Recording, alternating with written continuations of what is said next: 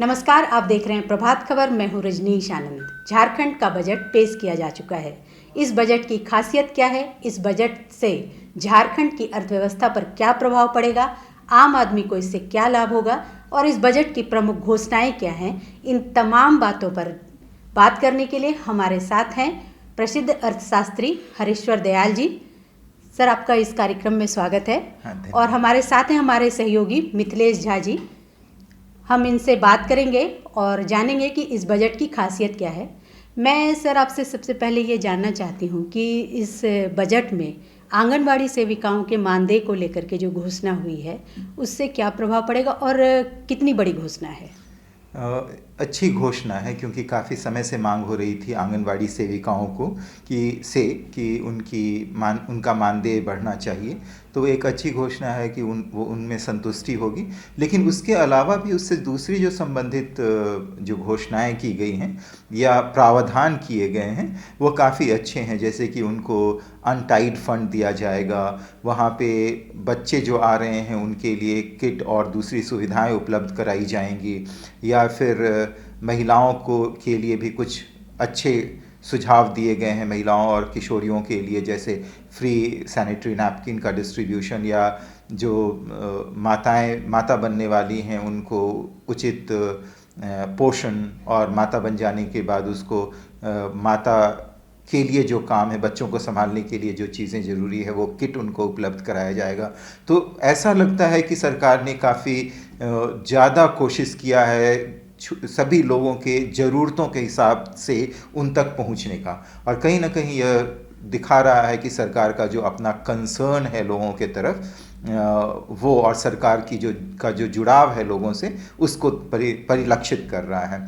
मैं एक खास बात कहना चाहूँगा कि पिछले 2 वर्षों से सरकार ने एक प्री बजट कंसल्टेशन किया था, और इस बार भी किया था हमीन कर बजट करके, और जिसमें काफ़ी अच्छी भागीदारी रही, काफ़ी लोगों ने भागीदारी दिया। तो वह भी जन मुद्दों को उभारने में काफ़ी सहायक हुआ कि लोगों ने बजट से उनकी क्या अपेक्षाएं हैं वह लोगों ने बताया, और उसमें से कई मैं देख रहा हूँ जो मांग आए थे हमीन कर बजट में, वह बजट में इंक्लूडेड है। तो वह भी दिखाया है कि बजट जनता के काफ़ी करीब पहुँचा हुआ है और सभी को लाभ पहुँचाने की कोशिश किया है। एक सवाल और मेरा था सर कि महिलाओं से संबंधित जो घोषणा हुई है वो उनके स्वास्थ्य को लेकर के है या उनको आर्थिक रूप से सबल करने के लिए भी कोई घोषणा हुई है? स्वास्थ्य के लिए है, और आप अगर देखेंगे कि अलग से ऐसा कुछ मुझे नहीं दिखा है अभी तक, लेकिन बाकी जो प्रावधान किए गए हैं जिसमें कि लाइवलीहुड इम्प्रूव करने की कोशिश की गई है, तो उससे लगता है कि महिलाओं को भी उससे फ़ायदा होगा, और उनका जो हेल्थ रिक्वायरमेंट है उसको तो स्पेशली एड्रेस करने की कोशिश की गई है। ये जोहार सर। बजट को समझने के लिए हम लोग बैठे हैं। आपने आंगनवाड़ी के बारे में तो बता दी चीज़ें। अब आप हमको नट सेल में एक बार बताएं कि आम लोगों के लिए इस बजट में सबसे खास क्या क्या चीज़ें रही? मैं इस तरह से शुरू करूं कि अगर पहली बार इस बजट में कोशिश की गई है, मुख्य रूप से कोशिश की गई है कि इसको हर तरह से संतुलित बनाने की कोशिश की गई है। तो पहला संतुलन इसमें स्थापित किया गया है कि रिसोर्स मोबिलाइजेशन और एक्सपेंडिचर के बीच एक बैलेंस है।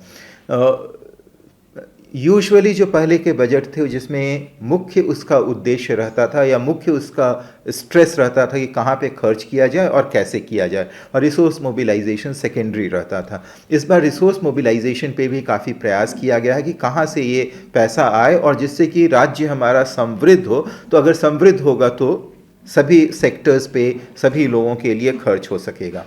तो आ जाते हैं पहले रिसोर्सेज में और रिसोर्स के अलोकेशन पे। तो बजट का आकार पिछले बार के बजट के आकार से करीब 15% अधिक है। यूजुअली 10% की वृद्धि होती थी, जो कि जीएसडीपी के प्रोपोर्शन में होती थी। जो नॉमिनल जीएसडीपी है उसमें जितना ग्रोथ होगा उतना ही के बराबर बजट का साइज बढ़ाया जाता था, ये सोचते हुए कि जो टैक्स बायंसी है वो 1% के आसपास होगी। लेकिन टैक्स बायंसी कुछ समय से दिख रहा है कि 1% से अधिक है, तो बायंट हुआ है हमारा रिसोर्स मोबिलाइजेशन, तो उसके हिसाब से हम लोग समझे कि ज़्यादा समझा गया है सरकार में कि ज़्यादा रिसोर्स आ सकेगा। और रिसोर्स का अगर आप देखें तो अपने स्रोत हैं उस पर ज़्यादा भरोसा किया गया है बनिस्बत की जो हम लोगों को केंद्र से आता है। केंद्र से आता है वह भी केंद्र का दायित्व है या कहिए संसदीय और परंपरा है और संविधान की बाध्यता है कि केंद्र ज़्यादा अच्छे करों को केंद्र लेता है और फिर राज्यों के बीच उनके ज़रूरतों के हिसाब से बांटता है, या दूसरे और जो प्रावधान होते हैं 15वें इस बार 15वें वित्त आयोग या जो भी वित्त आयोग रहता है उसके हिसाब से होते हैं। तो लेकिन कोशिश की गई है कि हम अपने रिसोर्स भी काफ़ी ज़्यादा जनरेट कर लें।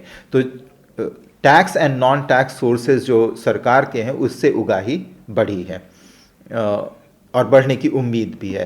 तो यह एक है। दूसरा है कि कुछ संग्रह होता है ऋण के द्वारा भी, और लेकिन ऋण को काफ़ी नियंत्रित रखा गया है। ऋण इसलिए भी ज़रूरी है क्योंकि जो बड़े प्रोजेक्ट्स हैं उनको तो ऋण के माध्यम से ही पूरा किया जा सकता है। तो लोक ऋण भी महत्वपूर्ण है, लेकिन लोक ऋण को बढ़ाया नहीं गया है। पिछले साल भी यह 18,000 करोड़ था, इस बार भी 18,000 करोड़ का प्रावधान रखा गया है। और ऋण लेने के साथ साथ सरकार ऋण अदायगी के प्रयासों की तरफ भी ध्यान दी है। जैसे सिंकिंग फंड पिछली बार से बन गया है जिसमें रिसोर्स मोबिलाइज हो रहा है, और वह क्या होगा, आने वाला जो जनरेशन होगा या आने वाले समय में ऋण की वापसी में वो काफ़ी सहयोगी होगा। सर एक चीज़ मैं इस बीच में आपको डिस्टर्ब करूंगा कि सिंकिंग फंड के बारे में ज़रा एलेबोरेट कर दें कि ये क्या है और काम कैसे करती है, सरकार को ये कैसे फ़ायदा पहुंचा रही है। हाँ, ये सिंकिंग फंड है जिसका कि प्रोविज़न है हमारे राज्य में पिछले साल से, मुझे जहाँ तक याद है शुरू हुआ है ये। इसमें कुछ पैसा रखा जाता है आरबीआई के तहत, हम लोग इसमें राज्य सरकार पैसा रखती है और यह पैसा फिर जमा होते चला जाएगा, और इसके कारण आरबीआई भी कुछ और सुविधाएं देती है तो सरकार की साख बढ़ती है। हाँ, तो ये जो पैसा जमा होगा बाद में जो ऋण हमारा ऋण का जो भार रहेगा उसको देने में काफ़ी सहयोगी होगा। तो ऋण की अगर बात हो रही थी तो एक तो यह किया गया है, सिंकिंग फंड की का प्रावधान किया गया है। ऋण हमारा एफआरबीएम के जो लिमिट है उसके विद इन रखा गया है, और हम लोग कहें तो डेट सस्टेनेबल है हमारा, स्वसंपोषित होगा हमारा डेट। सरकार इस जितना हम लोग डेट रखे हुए हैं अपने पास या जितना है वह आसानी से पे हो सकता है। जैसे डेट सस्टेनेबिलिटी के कई इंडिकेटर्स होते हैं, उसमें से एक है कि डेट जीएसडीपी रेशियो क्या है, तो वह 30% से कम रखा गया है। 35% तक माना जाता है कि आसानी से पे किया जा सकता है। हमारा जो इंटरेस्ट बर्डन है वह भी जीएसडीपी के 10% से, रेवेन्यू रेसिट के 10% से कम है। टोटल रेवेन्यू जो गवर्नमेंट का आ रहा है उससे कम है। तो यह भी अदायगी के तरफ है कि अदायगी हो सकेगी इसकी। और क्या किया गया है कि जो डेट लिया जा रहा है वो ऐसे स्रोतों से लिया जा रहा है जहाँ पर कि इंटरेस्ट कम है। तो डेट मैनेजमेंट पे भी काफ़ी ज़्यादा काम किया गया है, जिसमें महंगे स्रोतों के बदले सस्ते स्रोतों से डेट लिया गया है। कुल मिला के हम लोग अगर कहें इस बजट को देखने के बाद, तो हमारे सरकार की या अपने राज्य की अर्थव्यवस्था जो है बिल्कुल सुदृढ़ मान सकते हैं हम लोग कि भाई हम लोग एक सुरक्षित राज्य में रह रहे हैं, जहां भविष्य में उथल पुथल आता है, वो मंदी वंदी भी अगर आती है तो अपनी सरकार के पास ऐसा फंड है और ऐसा मैनेजमेंट है कि उसको हम लोग मैनेज कर सकते हैं बड़े आराम से। अगर हम लोग देखें पब्लिक फाइनेंस के हिसाब से तो काफ़ी ये कहेंगे कि प्रूडेंट पॉलिसीज़ एडॉप्ट की जा रही है, या बजट भी जो बना है वह काफ़ी अच्छा है। हम लोग फिस्कल कंसोलिडेशन की अगर बात करें तो उसके तरफ हम लोग, यह अच्छा प्रयास है। और एजुकेशन के सेक्टर में कितना पैसा इस बार एलोकेट किया गया है, और हायर एजुकेशन को ज़्यादा प्रमोट किया गया है या फिर प्राइमरी एजुकेशन को, क्योंकि न्यू एजुकेशन पॉलिसी जो आई है उसमें मातृभाषा में छोटे बच्चों को मतलब पढ़ाई लिखाई करवाना है, तो उसको लेके भी इसमें दिखाया है कि बांग्ला और उड़िया भाषा को जोड़ा गया है। कुड़ुक वगैरह तो पहले से हाँ, इंक्लूडेड था। हाँ। तो अब बांग्ला और उड़िया को भी जोड़ा गया है।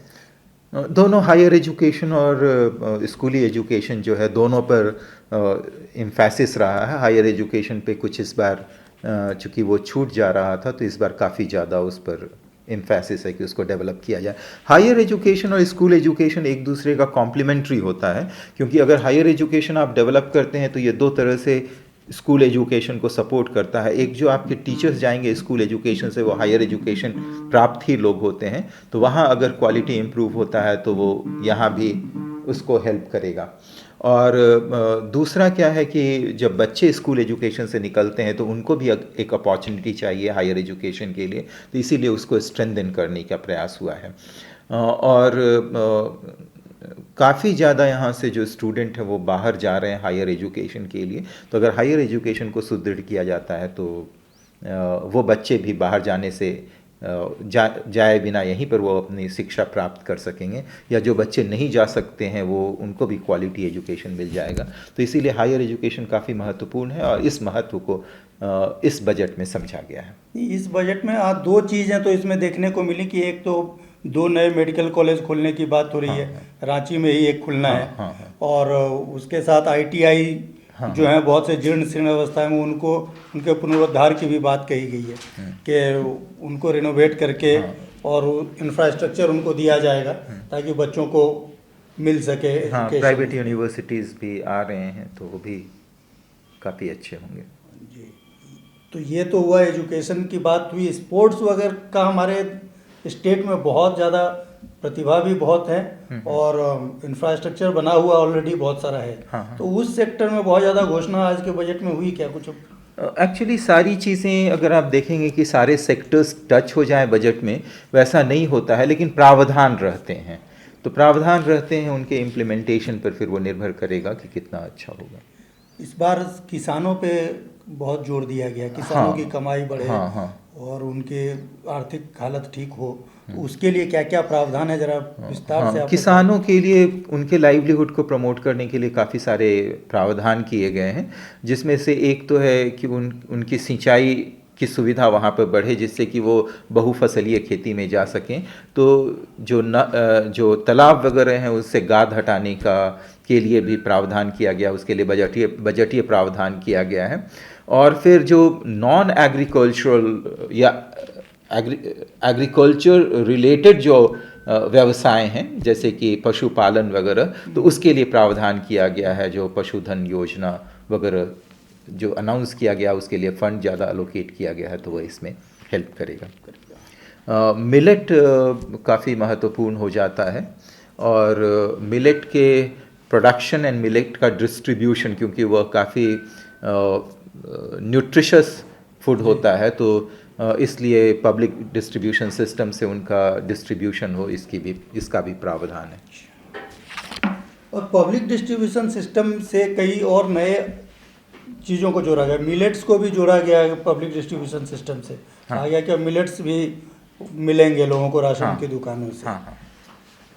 और मनोचिकित्सा केंद्र, ये सरकार की भी सोच थी और जो बजट पूर्व की जो घोषणाएं, जो संगोष्ठी हुई थी, जो मैंने कहा कि प्री बजट कंसल्टेशन था, उसमें भी ये बात उभर करके आया था कि इसकी ज़रूरत है, डी एडिक्शन सेंटर की ज़रूरत है। तो ये सभी का प्रावधान इस बजट में किया गया। तो इसीलिए मैंने कहा कि ये जो प्री बजट कंसल्टेशन था उसमें जो सुझाव आए थे लोगों के, उसको भी काफ़ी सम्मिलित किया गया है बजट में। और नेतरहाट जैसे कई और स्कूल्स की भी घोषणा हुई। लेकिन एक चीज़ मैं इसमें जानना चाहता हूँ कि बड़े स्कूल की बात करो, एक नेतरहाट जो अपना था पहले, जो मूल नेतरहाट है जिसके नाम पे आप कह रहे हैं कि हम वैसा स्कूल खोलेंगे, उस नेतरहाट को CBSE बोर्ड में वो चला गया और अब फिर से नए सिरे से खुलेंगे, तो वो कैसे काम करेंगे? CBSE बोर्ड की तरह ही पढ़ाई कराएंगे या फिर जैक बोर्ड जो है वो अपने हिसाब से उसको संचालित करेगा? इसका कुछ वो बना है उसके क्या? उसके पहले ज़्यादा ज़रूरी है कि इस तरह का जो एजुकेशन जो कि बहुत क्वालिटी एजुकेशन मिल रहा था नेतरहाट से या उस तरह का मिलेगा, तो क्वालिटी एजुकेशन यहाँ के लोगों को मिलेगा और बहुत सारे ऐसे लोग जो कि वंचित वर्ग वगैरह से आते हैं उनको भी काफ़ी अच्छा एजुकेशन मिल सकेगा जो कि अदरवाइज़ बड़े प्राइवेट स्कूल को ज्वाइन नहीं कर पा रहे थे। तो क्वालिटी एजुकेशन का यहाँ पर प्रावधान होगा। और दूसरा एक और किया गया है, चूँकि आप नेतरहाट का नाम लिए, तो जो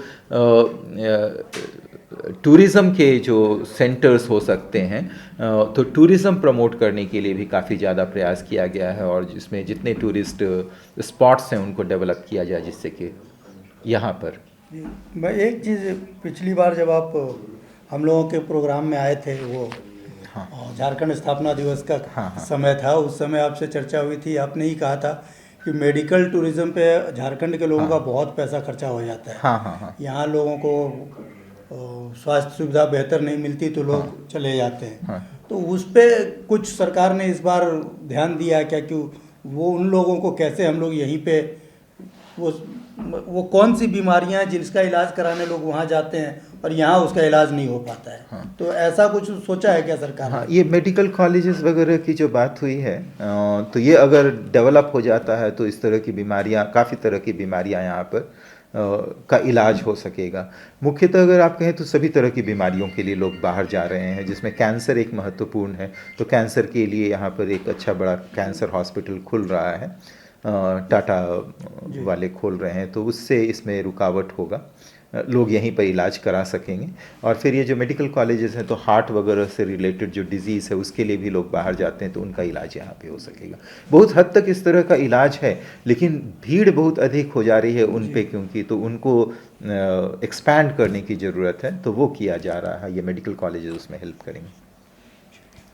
थैंक यू सर। हाँ, थैंक आप यू। आए, आपका बहुत बहुत धन्यवाद। Thank आपने you. आसान शब्दों में लोगों को बजट के बारे में बताया, झारखंड की अर्थव्यवस्था के बारे में भी आपने बता दिया, ताकि अगर अब किसी के मन में कोई शंका हो बजट झारखंड के इकोनॉमी को लेके, तो वो आपकी बातों से कम आश्वस्त होगा कि अगर कोई अर्थशास्त्री इस तरह से कह रहे हैं तो वो निश्चिंत हो जाएंगे कि भाई हमारे प्रदेश की अर्थव्यवस्था जो है वो सही ट्रैक पे है।